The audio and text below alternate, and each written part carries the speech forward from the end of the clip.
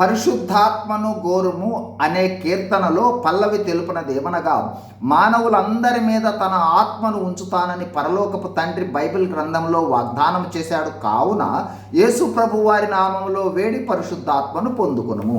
మొదటి చరణము తెలుపునదేమంటే, పరిశుద్ధాత్మ లేకుండా బైబిల్ చదివితే చదివినట్లు కాదు. పరిశుద్ధాత్మ లేకుండా చదివితే చిమ్మ చీకట్లో వస్తువులను ఎన్నిసార్లు వెతికినా ప్రయోజనం లేనట్లు, ఎన్నిసార్లు బైబిల్ గ్రంథం చదివినా ఫలితం లేనట్లు నిరర్థకమైపోతుంది.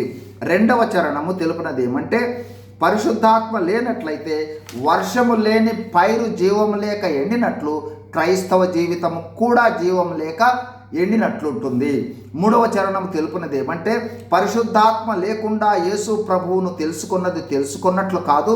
ఎందుకంటే పరిశుద్ధాత్మ లేకుండా యేసు ప్రభువు చేసిన కరుణ కార్యమైన పాపుల కొరకు మానవునిగా వచ్చి పాపుల కోసం మరణించిన ఆయన కరుణ లోతులను గ్రహించలేము.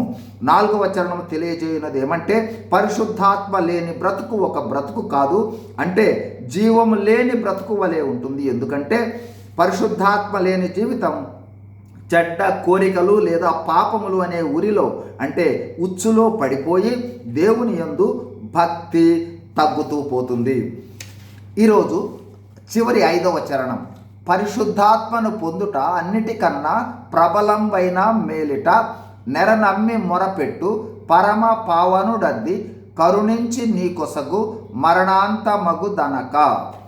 ఈ వచనంలో మొదటి భాగము పరిశుద్ధాత్మను పొందుట అన్నిటికన్నా ప్రబలంబైన మేలిట, అంటే ఈ లోకములో దేవుని వద్ద నుండి పొందు మేళ్ళు లేదా ఆశీర్వాదాలు అన్నింటిలో కూడా అతి గొప్ప ఆశీర్వాదము లేదా మేలు పరిశుద్ధాత్మను పొందటం.